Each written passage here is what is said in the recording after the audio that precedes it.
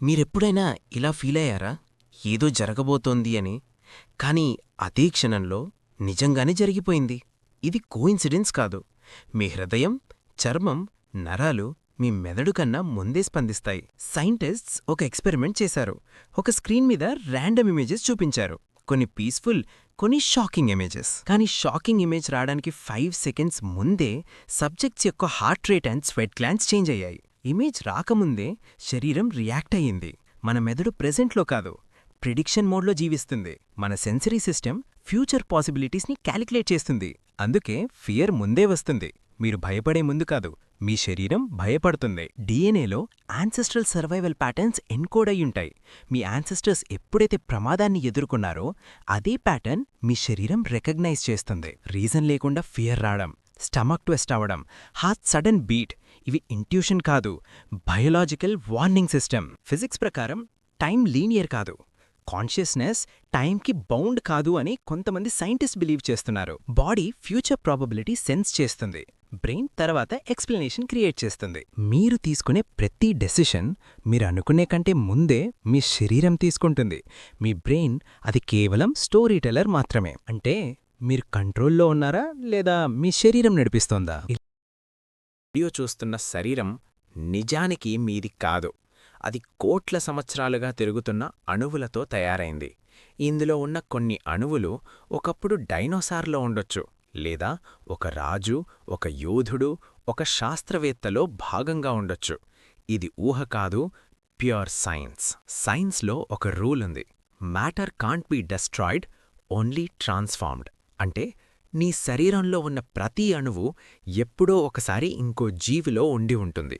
నీ శరీరం is equal to borrowed atoms. మీరిప్పుడు తీసుకున్న ఈ శ్వాసలోని ఆక్సిజన్ ఇప్పటికే కోట్ల మందిచే వాడబడింది.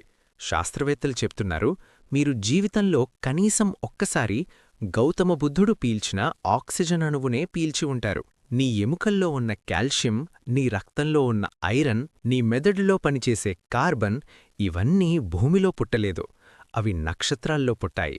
సూపర్నోవా ఎక్స్ప్లోజన్ తర్వాతే ఈ మూలకాలు భూమికి వచ్చాయి. అంటే you are literally made of star dust. మీ మెదడు ప్రతిరోజు మారుతుంది. నిన్న ఉన్న న్యూలాన్స్ ఈరోజు అదేలా ఉండవు. Every thought changes your brain structure. అంటే ఈ వీడియో చూస్తున్నప్పుడే మీ మెదడు మారిపోతోంది. 7-10 సంవత్సరాల్లో నీ శరీరంలోని ఎక్కువ కణాలు పూర్తిగా మారిపోతాయి.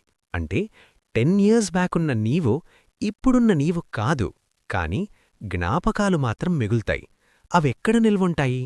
మెమరీ ఒకచోట నిల్వ ఉండదు, అది మెదడు అంతా పంచబడుతుంది. కొన్ని సందర్భాల్లో బ్రెయిన్ డ్యామేజ్ అయిన వాళ్ళు పాత మెమరీస్ కోల్పోయినా కొత్త స్కిల్స్ నేర్చుకుంటారు.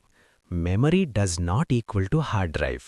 మీరు చనిపోయిన తర్వాత మీ అణువులు చనిపోవు, అవి మొక్కల్లోకి వెళ్తాయి, నీళ్లలో కలుస్తాయి, ఇంకో మనిషిలోకి వస్తాయి. అంటే యు నెవర్ ఫుల్లీ డిసపియర్. శాస్త్రవేత్తల లెక్కల ప్రకారం మీ శరీరంలో ఉన్న అణువులు కోట్ల జీవుల్లో ఉపయోగించబడ్డాయి. అంటే నీ అణువులు ఇప్పటికే జీవితం చూశాయి, కాని జ్ఞాపకాలు మాత్రం తిరిగిరావు. నీ శరీరం నీది కాదు, నీ ఆలోచనలు కూడా పూర్తిగా నీవి కావు. నీ ఆలోచనలపై ప్రభావం చూపేది genes, environment, past experiences, chemistry.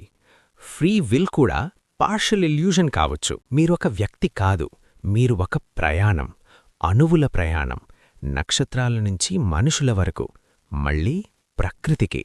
ఈ నిజం తెలుసుకున్నాక మీరు మీ జీవితాన్ని ఇంత తేలికగా వృధా చేస్తారా? ఈ వీడియో నిన్ను ఆలోచింపచేసిందా? అయితే సబ్స్క్రైబ్ చేసుకోండి.